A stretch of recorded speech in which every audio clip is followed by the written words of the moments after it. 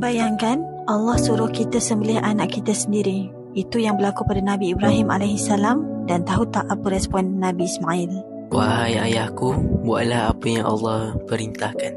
Allah uji bukan sebab dia nak darah, tapi sebab dia nak lihat ketaatan.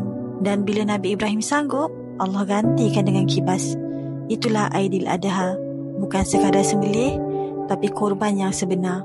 Zaman sekarang, bukan anak yang disuruh sembelih, tapi ego kita, nafsu kita, harta kita. Kadang simpan duit pun susah. Nak buat korban, fikir 2 kali.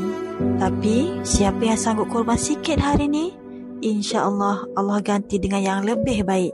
Korban hari ni rahmat sepanjang hidup. 1 dinar untuk korban. Mampu tak? Klik pautan di bio. Saya akan bantu sediakan simpanan dinar untuk korban tahun depan. Mulakan hari ini.